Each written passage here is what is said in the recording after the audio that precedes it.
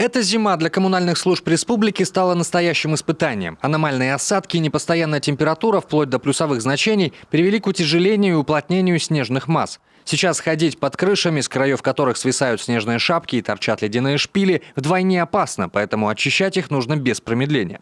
Угроза может возникнуть всего за одну снежную ночь, поэтому жильцы должны реагировать первыми. Мы обращаемся в управляющую организацию, то есть это либо управляющая компания, либо ТСЖ. Если дом на непосредственном управлении, обращается той компании, которая обслуживает дом. Управляющая организация обязана на это отреагировать, да, соответственно, кровлю почистить.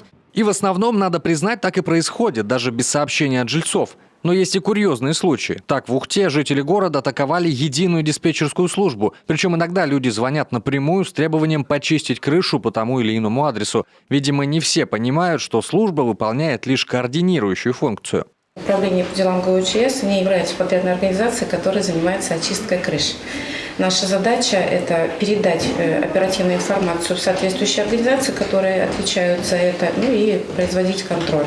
А вся ответственность за сроки и за факт проведения данных работ все-таки лежит на исполнителе.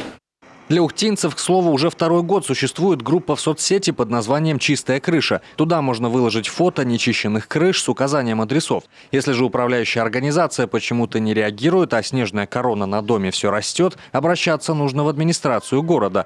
Там оценят ситуацию и на первый раз вынесут предупреждение, а затем накажут управляющую организацию рублем. Это столичный опыт.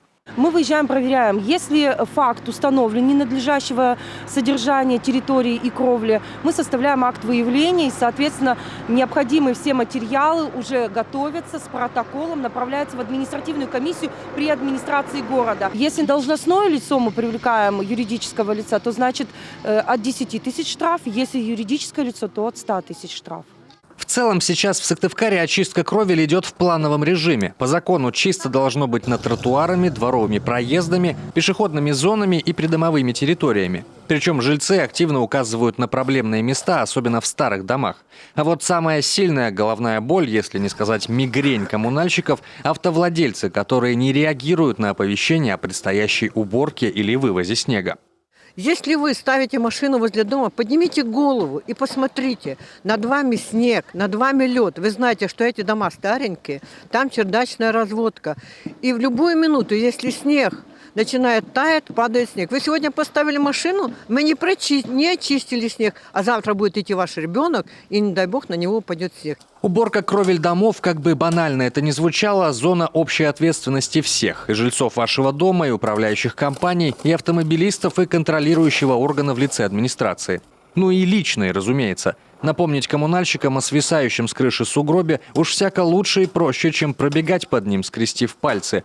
А береженого, как говорится, управляющая компания бережет. Евгений Стокос, Артем Соколов, телеканал Юрган.